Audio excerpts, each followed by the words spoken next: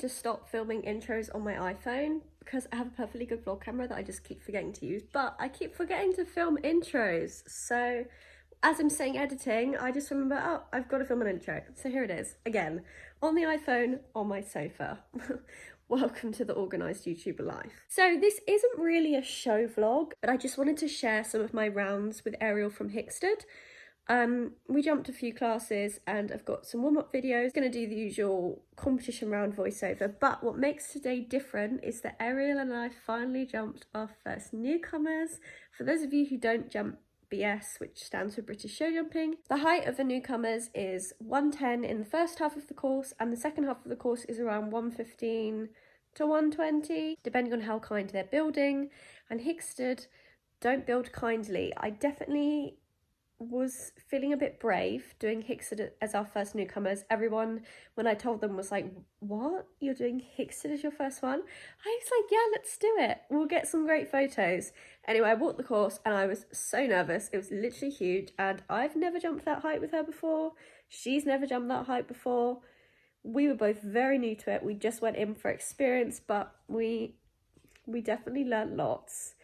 And we had a really interesting show at Hickstead.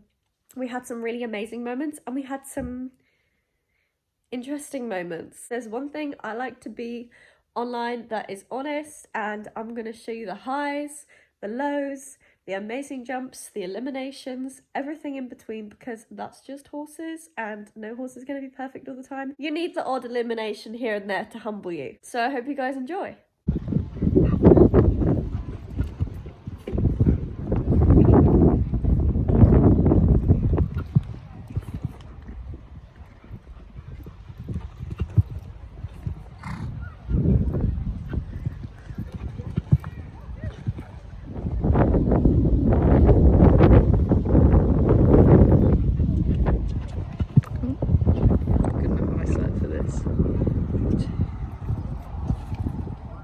Hello everyone, so this was our dreaded newcomers round. I was so nervous. I was literally so nervous, and we got held up before we went in the ring as well.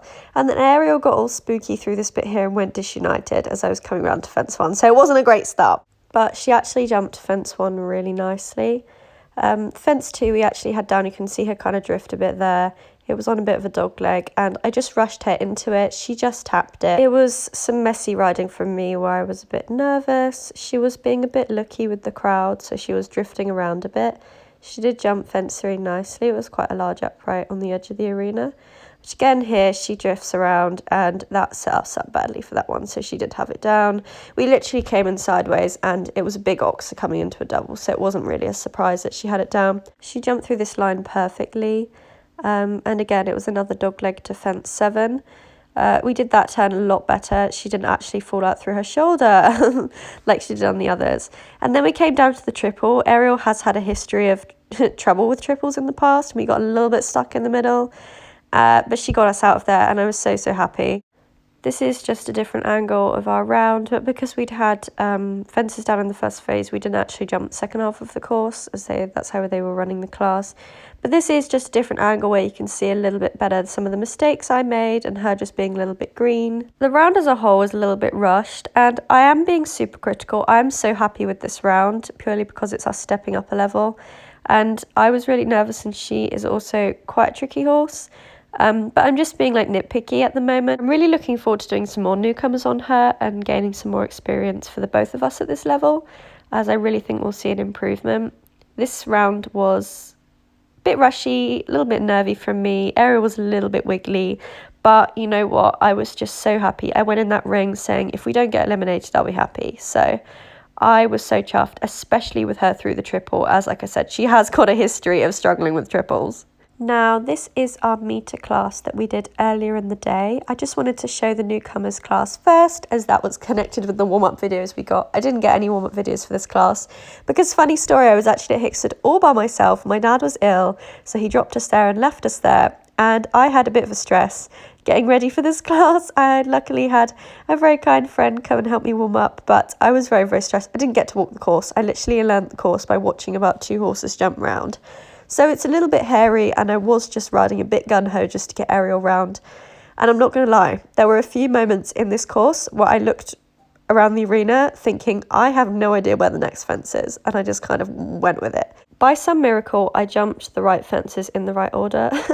I really didn't know the course very well. Ariel was a bit lucky down this line. As you can see, she kind of wiggled off to the side. She's quite spooky, as I've said in the past, and she can just duck out of fences, as she'll demonstrate in a later video. Again, a really nice jump through the triple here. I was so happy. Last year, if you watched my Hickstead vlog from last year with her, we got stuck in every single triple that we jumped through. This was the first fence in the jump off, and unfortunately we did have it down, which is such a shame because she was jumping so well. But she did actually complete the course really, really nicely. I was just going for a steady round. Now we'd had a pole, I didn't really think there was any point to bother with turns or anything, as it was a very, very big class with over 100 people in it, so having pole was basically game over. But I have to say, I'm so happy with how she jumped with such a rushed warm-up, and me being a little bit of a stress head, as I was just kind of panicking that I didn't know the course. But she looked after me so well, and I'm really happy with how she jumped, and she's really showing her maturity, because last year when we came to Hickstead, it was a bit of a challenge to get her around.